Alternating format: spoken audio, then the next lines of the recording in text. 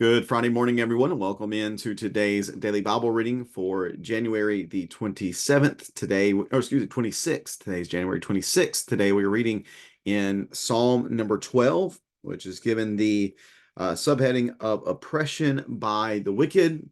What has been supplied for us as far as any accreditation of this psalm is it's for the choir director according to Sheminith, which the New American Standard actually translates that word into the eight-string lyre. So more than likely, we don't know with certainty. More than likely, it seems this is some sort of musical instruction. And then it is told to us that this is a psalm of David.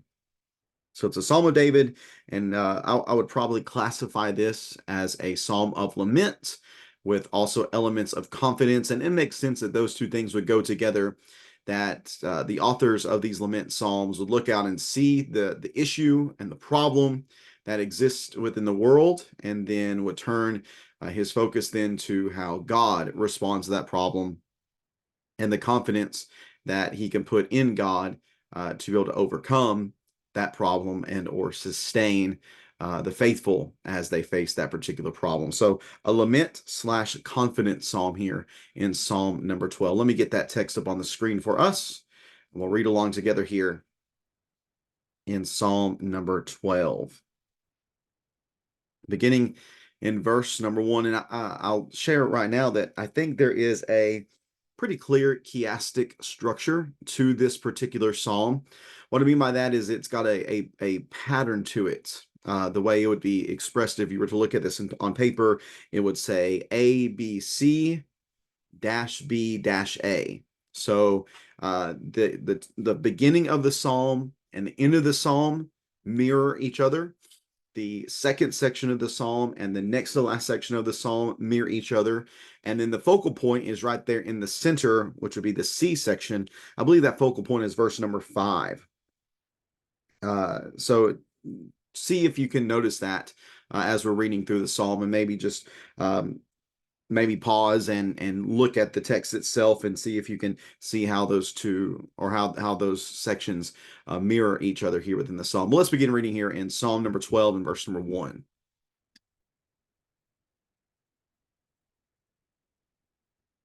Psalm number 12 and verse number 1. Help, Yahweh, for no faithful one remains. The loyal have disappeared from the human race. They lie to one another. They speak with flattering lips and deceptive hearts. May Yahweh cut off all flattering lips, and may the tongue, and the tongue that speaks boastfully. They say, through our tongues we have power. Our lips are our own. Who can be our master? Because of the devastation of the needy and the groaning of the poor, I will rise up, says Yahweh. I will provide safety for the one who longs for it. The words of Yahweh are pure words, like silver refined in an earthen furnace, purified 7 times. You, Yahweh, will guard us. You will protect us from this generation forever. The wicked prowl all around, and what is worthless is exalted by the human race. Psalm number 12. So maybe you're able to see then how these sections mirror each other. Notice verse number 1. There's a cry here for God to help or to save. Uh, and the reason for that is there's no faithful one remaining. The loyal have disappeared from the human race. Maybe David here has feelings of betrayal or abandonment, or maybe it's just purely he sees himself surrounded by those who oppress him by evil deeds. And yeah, he's certainly not the first person to have these sorts of feelings of either betrayal or abandonment or absolute oppression. This is similar to Elijah's mindset in 1 Kings chapter 19. That, I alone am left serving you, Yahweh.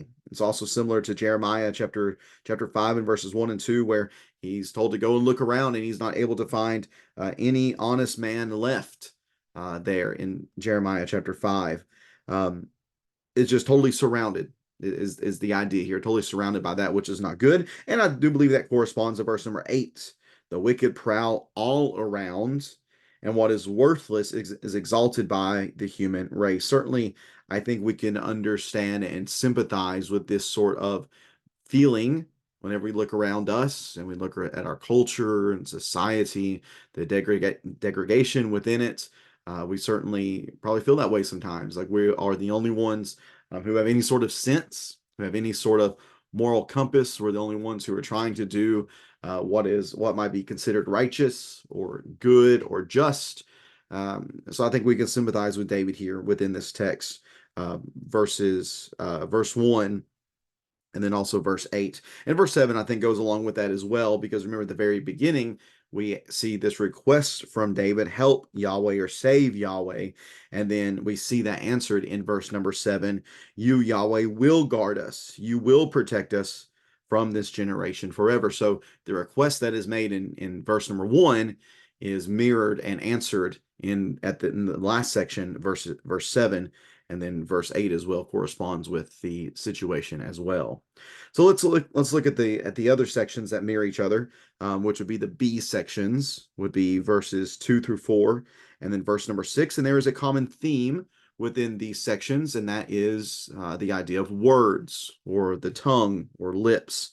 Verses 2 through 4, they lie to one another. They speak with flattering lips and deceptive hearts. So there's lying, there's manipulation with flattering lips, there is deceit done. We know, of course, that the lips are pathways to understand what is within the heart. From the heart comes all these evil things. Jesus spoke about that in the Gospels, and this is not just the way they use their words. This is also just who they are to their cores.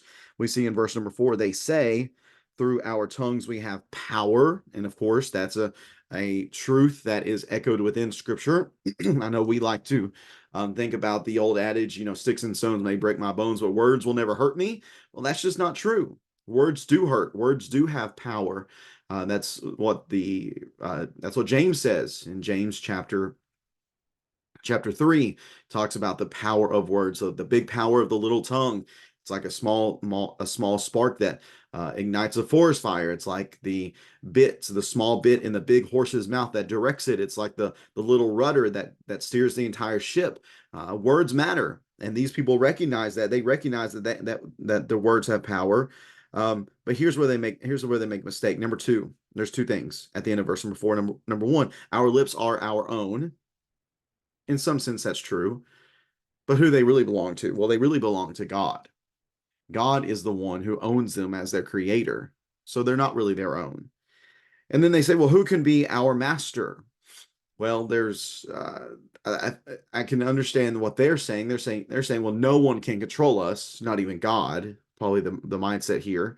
Number 1, that's just not true. But number 2, they're not even the master. Their tongues are the masters. They are the one that these wicked hearts that are manifested through these wicked actions. They serve the master of their wickedness. So that's just their arrogance speaking. They think that they won't have to answer for their words, but certainly they do. Which is why David here says, he makes the request of Yahweh, may Yahweh cut off their flattering lips and the tongue that speaks boastfully. Yahweh, please do this. We'll see that answered in verse number 5. But before that, go to verse number 6 and just compare the 2 things. Compare the emphasis of the words used to harm in verses 2, 3, and 4. But then look at how Yahweh uses his words to bless. The words of Yahweh, verse number 6, are pure, like silver refined in an earthen furnace, purified 7 times. That's the idea of complete purification. The other idea here is that God's words are utterly reliable and true. It's through his words that he will guard and protect them from this generation. So who are we going to be like is really the question here. Which section can we say our words belong to? Are they like the section verses 2, 3, and 4, the wicked section where the words lie, the words flatter, the words deceive, where there's arrogance about who they are and what they do? Is that what we're like? Or are we more like God in the way he uses his words? Are our words reliable? Are our words true? Think about Matthew chapter 12 and verses 33 through 37. That's why, hey, you're going to have to answer for every word that you speak. We're instructed in Ephesians chapter 4, verse 25 to speak the truth. Colossians Colossians chapter 4 and verse 6, our words to be seasoned with salt. So how do we use our words? Do we control our tongues? And then, of course, the crux of this psalm is verse number 5. Because of the devastation of the needy, here's Yahweh's answer. Remember, the request is in verse number 1, help Yahweh. So here's how Yahweh responds once this request is made, and once the author David speaks about what he sees all around him. And this is what Yahweh says: because of the devastation of the needy and the groaning of the poor, because of the way these people use their words to harm others and to do what is evil, I will rise up, says Yahweh. I will provide safety for the one who longs for it. And again, continuing on through the psalm, he's going to do that through his words, which are true and which are reliable. He is going to guard those who love him, those who seek him, those who long for his protection, those who recognize, unlike the evil people that are described in verses 2 and 4, I guess I should specify, who again use their words to hurt and then have arrogance about them. Those who are humble and those who recognize they need God's provisions, those are the people that God is going to help. Those are the words that are going to be like a salve to the wounds of those who are harmed by the words of other people. So whenever we take this psalm as a whole, then again, we can probably sympathize. We can sympathize with David here, looking around to seeing how people are so wicked. And we recognize that God alone is our refuge. And we've seen that in a number of the Psalms up until this point. But really, what it gets down to then, and kind of the main takeaway thought for this psalm for me, is that faith demands that we trust God's words when we only hear lies all around us. So many people are lying. So many people are flattering, manipulating. So many people are deceiving. So whose words do we listen to? Do we listen to those words which harm? Or do we listen to the words of God that heal? And then on top of that, what are our words like? Do our words harm, or do our words heal? We need to think about these things as we meditate upon this psalm today. If you have any further thoughts or comments about this psalm, please feel free to leave that in the comment section below. And I appreciate you taking some time to read along with me on this Friday. Looking forward to seeing everybody on Sunday for our Bible classes and our worship assembly. Going to continue our study in Mark on Sunday, looking in chapter 9 about how Jesus, as the Messiah, comes to help unbelief, helps to move people from a place of unbelief to a place of belief and trust in him as Messiah.